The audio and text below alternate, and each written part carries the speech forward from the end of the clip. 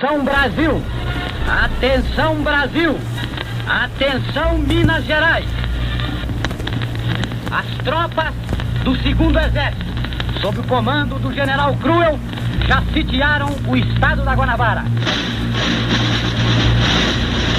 Fala minha gente, tudo bem com vocês? Eu me chamo Aldair Santos, sejam todos bem-vindos ao Mundo Remoto. E hoje a gente vai falar aqui sobre ditadura militar, o golpe de 1964. A gente vai dividir esse tema em várias partes, em pelo menos 5 ou 6 partes, e a gente vai falar sobre cada uma delas.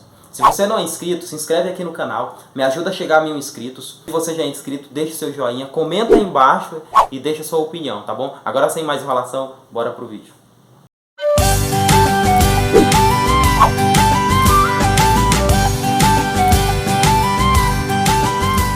Então galera, é o seguinte, em 31 de março de 1964, o Brasil ele sofreu um golpe militar que marcaria o início de uma das épocas mais sombrias da nossa história, da história do brasileiro. O presidente João Goulart ele foi deposto pelos militares que assumiram o poder e instauraram aí o regime autoritário que duraria cerca de mais de 20 anos. Bom galera, foi basicamente o início, em 31 de março de 1964, o Brasil ele sofreu um golpe militar que marcaria o início de uma das épocas mais sombrias da nossa história, da história do Brasil. E foi o presidente João Goulart que foi deposto aí pelos militares, que assumiram o poder e instauraram um regime autoritário que duraria cerca de mais de 20 anos.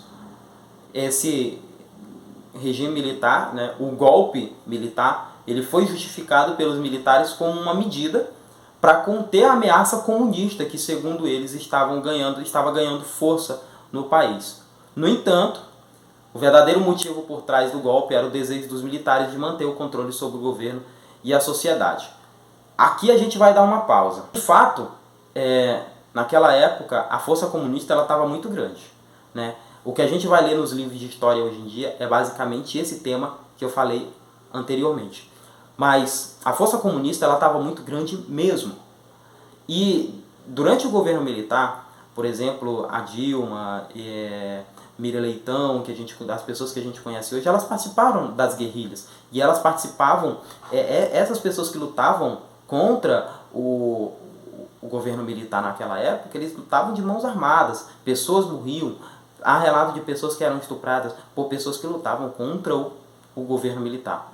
Pela justiça social e ao lado do povo, pelo progresso do Brasil.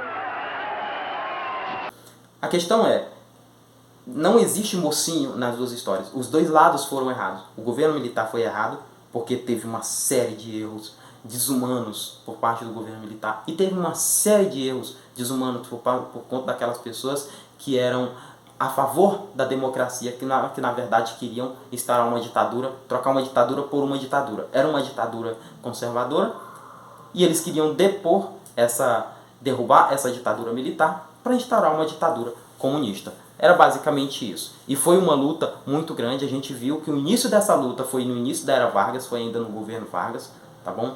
Foi complicadíssimo, teve censura da mídia, teve perseguição de jornalistas, perseguição de políticos comunistas, tá bom? E isso, eles se inspiraram muito, a questão dos comunistas, eles se inspiraram muito na Revolução de Cuba, na Revolução Cubana também, tá bom? E a gente viu aí que a Constituição ela é basicamente uma Constituição socialista, muito baseada aí naquilo que pede o Karl Marx. Mas vamos continuar aqui.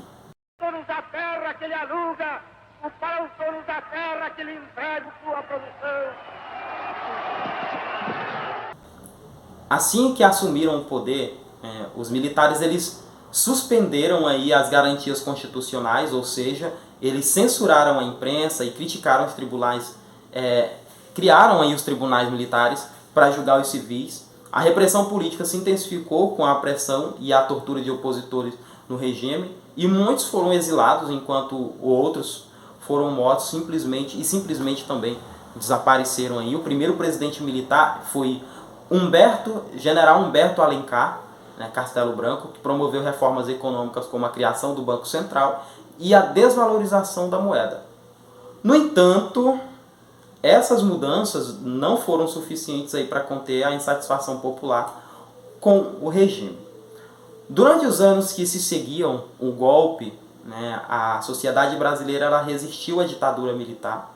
Movimentos estudantis e sindicais organizaram manifestações e greves exigindo a volta da democracia e o fim da repressão política.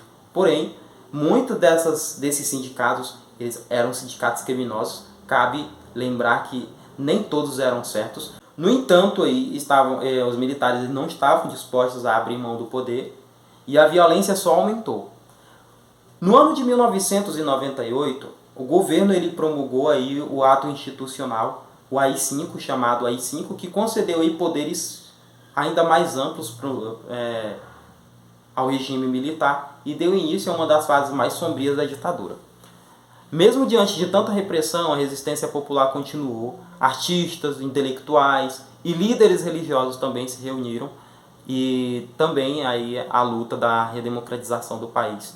Em 1974, o governo iniciou um processo de abertura política, permitindo aí a volta dos exilados políticos que estavam em outro país e a organização de partidos políticos de oposição. Já o golpe militar de 1964 foi um marco na história do Brasil, aí, deixando um legado de violência e repressão que ainda é sentido nos dias de hoje. A República deixou a sede do governo.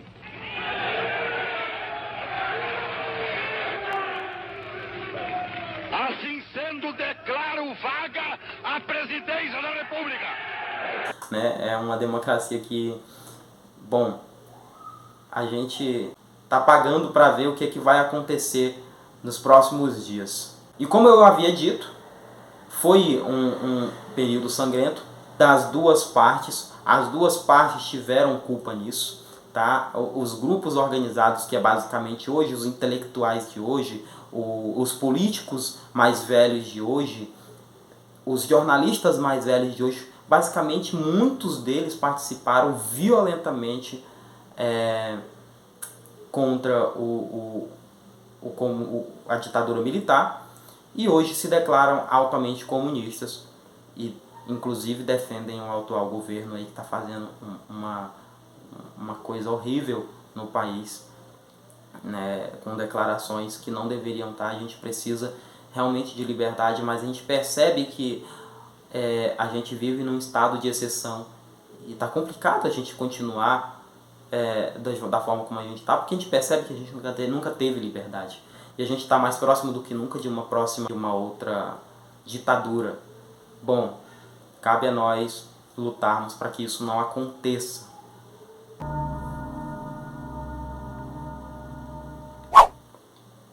Bom, galera, é isso. Esse é o tema do vídeo. Eu vou trazer um próximo vídeo trazendo mais informações para você sobre a ditadura militar. Se você quer saber mais sobre a história da ditadura militar no Brasil e a luta pela redemocratização do país, inscreva-se aqui no canal e ative as notificações para receber os nossos próximos vídeos. Isso é tudo, galera. Um grande abraço e tchau.